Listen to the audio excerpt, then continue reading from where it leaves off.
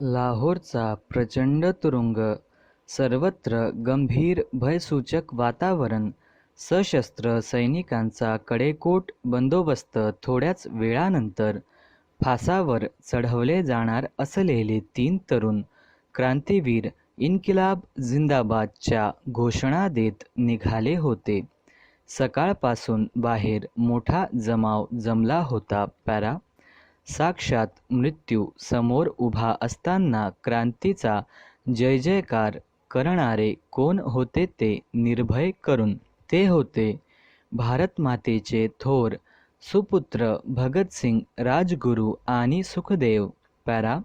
सन 1928 साली लाहोर येथे सायमन कमिशनच्या विरोधात जी उग्र निदर्शने झाली त्यात ब्रिटिश अधिकारी स्कॉटच्या आदेशावरून पोलिसांनी तुफान लाठीमार केला. त्यात थोर पंजाबी नेते लाला लजपतराय हे जबर जखमी झाले व त्यातच 17 नोव्हेंबर 1928 रोजी मरण पावले.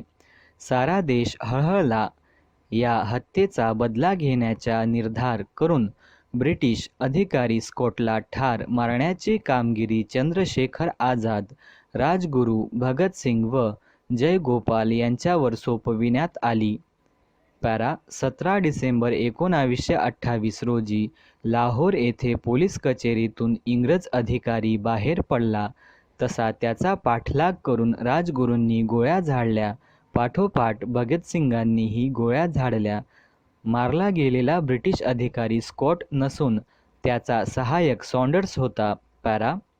हत्येच्या या घटनेनंतर चंद्रशेखर आझाद व राजगुरू 2 वर्षांपर्यंत भूमिगत होते. भगतसिंगांसह अनेक क्रांतिकारकांना अटक करण्यात येऊन त्या सर्वांवर खुनाचा खटला भरवण्यात आला. तो कित्येक दिवस चालला. चंद्रशेखर आझाद मात्र शेवटपर्यंत हाती लागले नाहीत. पुढे अलाहाबादच्या आल्फ्रेड पार्कमध्ये पोलिसांच्या चकमकीत ते ठार झाले. दिनांक 30 सप्टेंबर 1929 रोजी राजगुरूंना पुण्यात अटक झाली. खटल्याच्या अखेरीस भगतसिंग, राजगुरू व सुखदेव यांना फाशीची शिक्षा सुनावण्यात आली.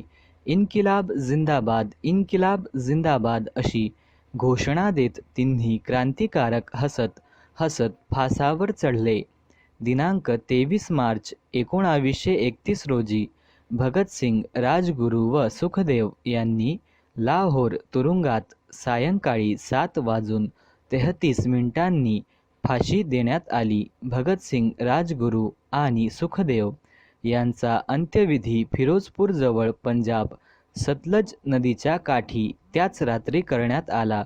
फिरोजपूर, पंजाब येथे भगतसिंग, सुखदेव आणि राजगुरू यांची समाधी आहे. सरदार भगतसिंगाचा जन्म पंजाबातील बंग, सध्या हे गाव पाकिस्तानात आहे. या गावी सन 1907 साली एका क्रांतिकारी कुटुंबात झाला. वडील किशनसिंग व चुलते स्वर्णसिंग दोघांनाही देशासाठी तुरुंगात जावे लागले असल्याने भगतसिंगांना देशभक्तीचेच बाळकडू कुटुंबातून मिळाले होते. त्यांचे प्रारंभीचे शिक्षण बंग या जन्मगावी झाले. उच्च शिक्षण लाहोर येथे दयानंद अँग्लो वेदिक महाविद्यालय व नॅशनल कॉलेज येथे झाले. विद्यार्थी दशेत जयचंद विद्यालंकार व भाई परमानंद या शिक्षकांचा त्यांच्यावर विशेष प्रभाव होता. पदवी मिळवून ते घरी परतले. कानपूरला जाऊन प्रताप वृत्तपत्रात त्यांनी बलवंत सिंग या नावाने क्रांतिकारी लेखन व कार्यही सुरू केले.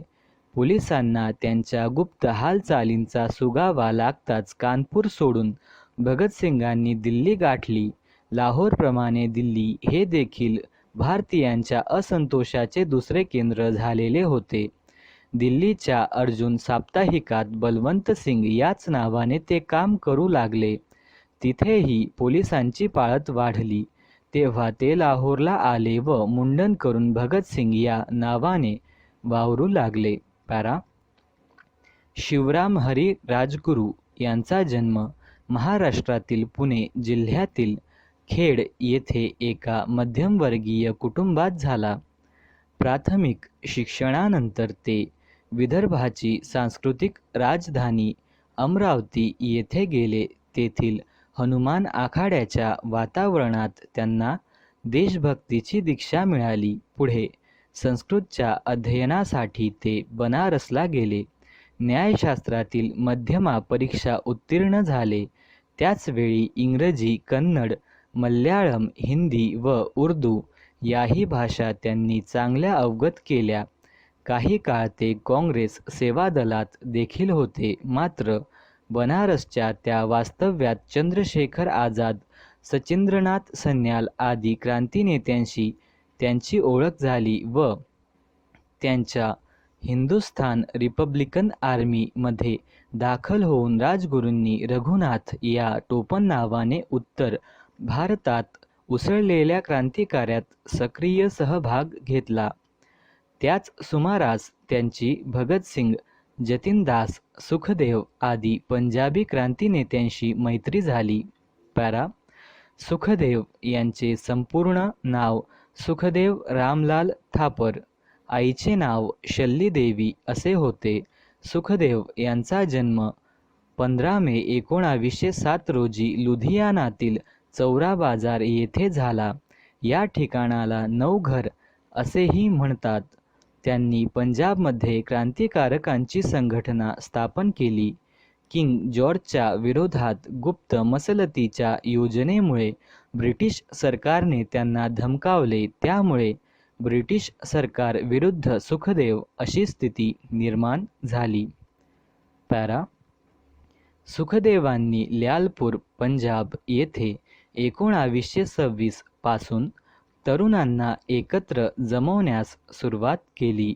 हिंदुस्थान सोशलिस्ट रिपब्लिकन असोसिएशन नावाची नवीन देशव्यापी संघटना उभारण्याचे ठरले. भारताला ब्रिटिशांच्या शोषणातून मुक्त करणे हे या संघटनेचे उद्दिष्ट होते. सामाजिक न्यायावर व समतेवर आधारित समाज निर्माण करणे हे त्यांचे ध्येय होते. केंद्रित समितीत सुखदेव व भगतसिंग हे पंजाबतर्फे होते. यात शिवमौनी, चंद्रशेखर आझाद आणि कुंदनलाल हे विद्यार्थीही होते. पॅरा. लाहोरच्या नॅशनल कॉलेजमधील अभ्यासिकेत सुखदेव यांनी भारताचा इतिहास, रशियन राज्यक्रांती या विषयांचा चिकित्सकपणे अभ्यास केला. जागतिक पातळीवरील क्रांतिकारक साहित्याचे विविध दृष्टिकोन त्यांनी अभ्यासले. कॉम्रेड रामचंद्र भगतसिंग आणि भगवती चरण वोरा यांच्या मदतीने त्यांनी नौजवान भारत सभा ही संघटना लाहोर येथे स्थापन केली. या संघटनेचे कार्यक्रम पुढीलप्रमाणे ठरविण्यात आले.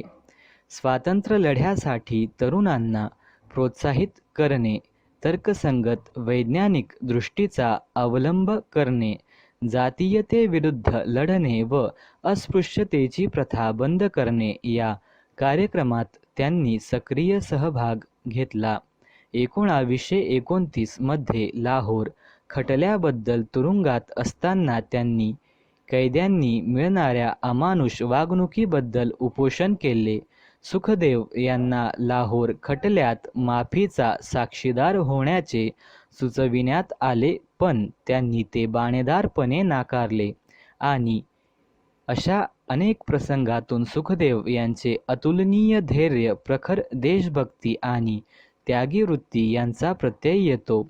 त्यांच्या स्मृतिप्रित्यर्थ लुधियाना येथील शाळेस सुखदेव यांचे नाव देण्यात आले आहे. पॅरा. भारत-पाकिस्तान फाळणीनंतर हुसेनीवाला हा भाग पाकिस्तानात गेला होता, पण भारत सरकारने बदली जमीन देऊन तो भाग मिळवला. सन 1968 मध्ये भारत सरकारतर्फे तेथे भगतसिंगांचे भव्य स्मारक उभारले गेले. त्यावेळी भगतसिंग यांच्या वृद्ध माता विद्यावती उपस्थित होत्या. पॅरा. हुतात्मा शिवराम हरी राजगुरू यांच्या स्मरणार्थ खेड या त्यांच्या जन्मगावाचे नामांतर राजगुरुनगर असे करण्यात आले आहे.